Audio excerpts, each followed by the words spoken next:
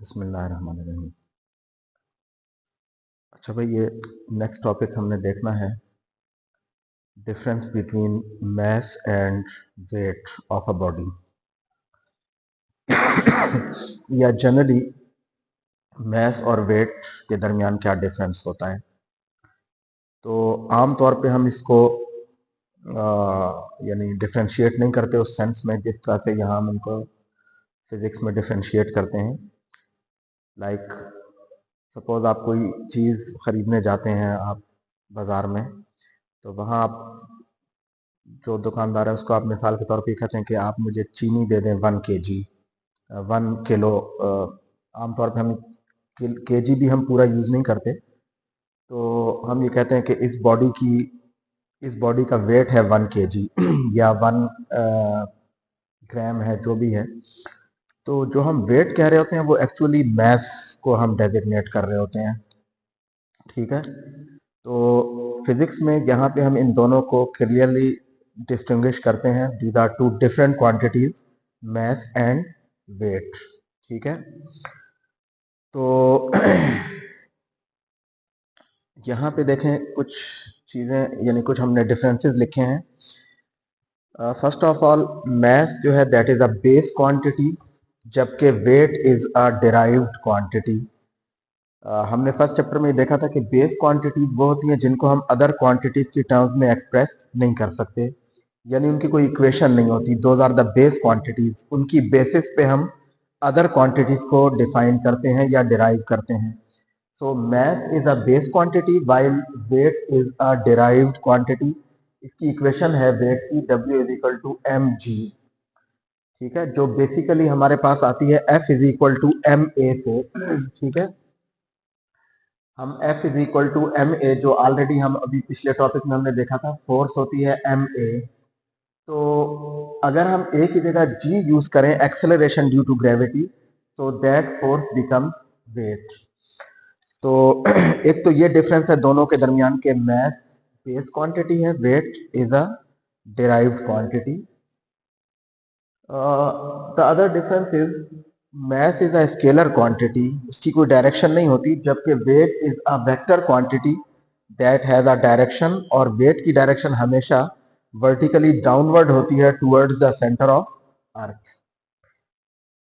Mess की unit KG है, ऐसा unit of mass is kilogram, जबकि वेट की जो ऐसा यूनिट है वो न्यूटन है।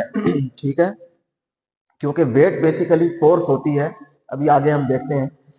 सो वेट की यूनिट न्यूटन है, जबकि मैस की यूनिट केजी है एसआई यूनिट्स में।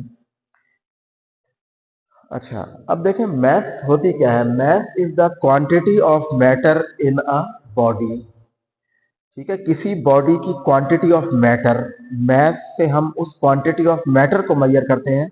यानी जिस बॉडी की मैस ज्यादा है उसमें क्वांटिटी ऑफ मैटर ज्यादा होगी, जिसकी मैस कम है उसमें क्वांटिटी ऑफ मैटर भी कम होगी। So mass is a measure of quantity of matter in a body and it is a measure of inertia. ठीक है, जैसा कि पहले भी हमने देखा था लास्ट लेक्चर में कि मैस ज्यादा होगी तो इनर्शिया भी ज्यादा होगा। जबकि वेट क्या है, वेट इज द फोर्स, कौन सी force, with which earth attracts any body towards its centre. ठीक है, वेट वो फोर्स है जिससे अर्थ किसी बॉडी को अपने सेंटर की तरफ अट्रैक्ट करती है। That is the main difference कि मैस जो है that is the quantity of matter in a moving in a body, जबकि वेट जो है दैट इज द फोर्स, ठीक है, with which earth attracts any body towards its centre. ठीक है, वेट वो फोर्स है जिससे अर्थ किसी बॉडी को अपने सेंटर की तरफ अट्रैक्ट करती है, यानी basically weight is the gravitational force, ठीक है, between Earth and that body जिसका आप वेट ले रहे हैं। ठीक है, अच्छा, एक और डिफरेंस ये है दोनों में कि mass of a body remain constant everywhere regardless of its position. ठीक है, मैस जो है वो चेंज नहीं होती किसी बॉडी की अनलेस आप उसकी क्वांटिटी ऑफ मैटर को चेंज ना करें। ठीक है, तो मैस चेंज नहीं होगी, जहां भी आप होंगे उस बॉडी की मैस वही होगी, किसी भी पॉइंट पे मैस रिमेन कांस्टेंट। जबकि wait of a body changes, ठीक है, with its height. Height means आप उसको सरफेस ऑफ अर्थ से जितना दूर लेके जाएंगे, यानी आप सेंटर ऑफ अर्थ से उसको जितना दूर लेके जाएंगे तो उसका वेट चेंज होगा। और ये चेंजेस कैसे होती हैं कि जितना हम सेंटर ऑफ अर्थ से दूर जाएंगे तो वेट ऑफ द बॉडी कम होता जाएगा, डिक्रीज होगा। So weight of a body decreases as we move away from the centre of earth, ठीक है। जबकि mass of the body remains constant everywhere, आप कहीं भी होंगे mass of the body change नहीं होगी, लेकिन weight of the body change होता रहता है depending on the position of the body from the centre of अर्थ। जितना आप सेंटर ऑफ अर्थ से दूर जाएंगे वेट कम होता जाएगा, ठीक है। यहां तक कि if we move out of the gravitation field of Earth, यानी अगर हम फर्ज करें ये अर्थ है, हम अर्थ के ग्रेविटेशन फील्ड से बाहर चले जाएं तो वहां पे वेट जीरो हो जाएगा बट मैस जीरो नहीं होगी, ठीक है। क्योंकि क्वांटिटी ऑफ मैटर तो उसकी वही है जो अर्थ के ऊपर है, वही अर्थ से आप ग्रेविटेशन फील्ड से बाहर चले जाएं वहां भी उसकी क्वांटिटी ऑफ मैटर वही रहेगी।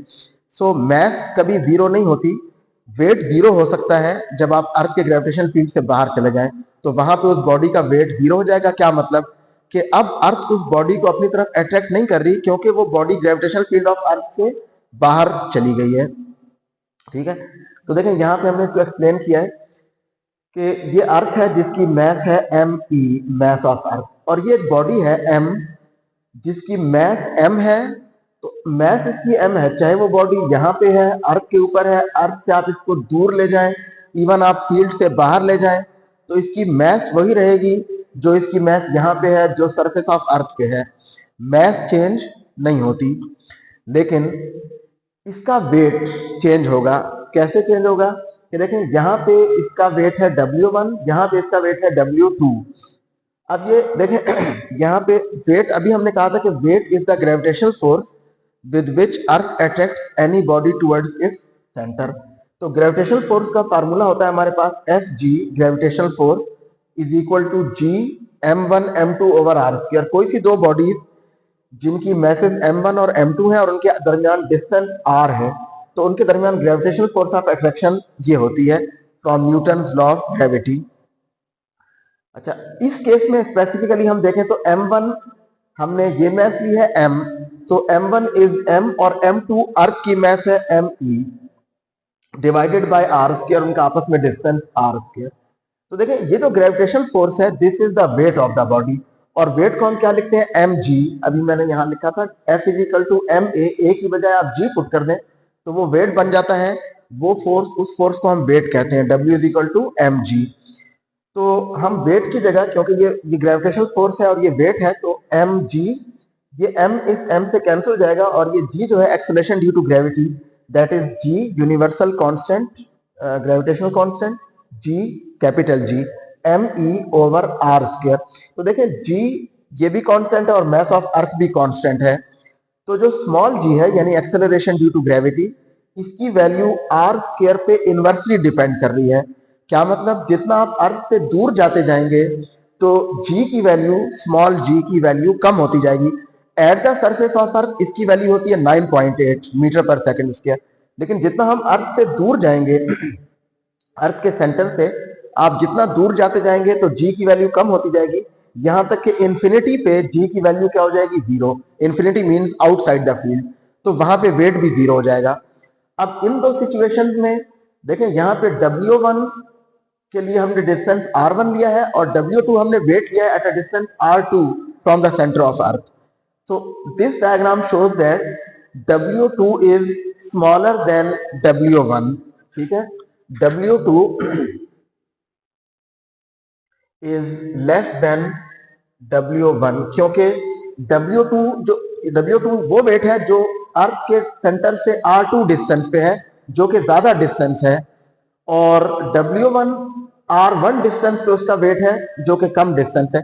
तो जितना आप अर्थ के सेंटर से दूर जाएंगे वेट कम होता जाएगा, ठीक है। तो अगर एक वेट कम करने का इजी मेथड ये भी है कि अगर एक बंदा अपना वेट कम करना चाहता है तो वो ज्यादा हाइट पे चला जाए तो वहां उसका वेट कम हो जाएगा, हाँ, मैस कम नहीं होगी, मैस वही रहेगी। तो आमतौर पे हम डेली लाइफ में मैस को वेट से यानी बोल रहे होते हैं, ठीक है।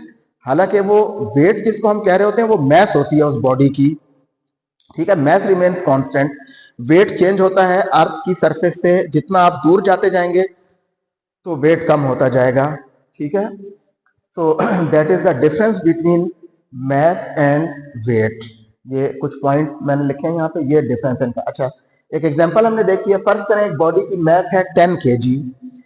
अब इसकी मैथ 10 kg ये चेंज नहीं होगी, ये कहीं पे भी चली जाए ये बॉडी, इसकी मैथ यही रहेगी। लेकिन वेट इसका क्या है देखें, weight at the surface of earth इसका वेट होगा W is equal to mg। इस इक्वेशन से m इंटू जी इज 9.8, तो याद आएगा 98 न्यूटन।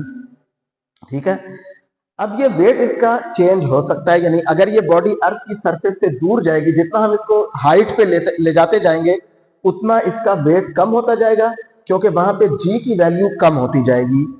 ठीक है, so weight goes on decreasing as we move away from the centre of earth. ठीक है, so this is the difference between mass and weight. ठीक है।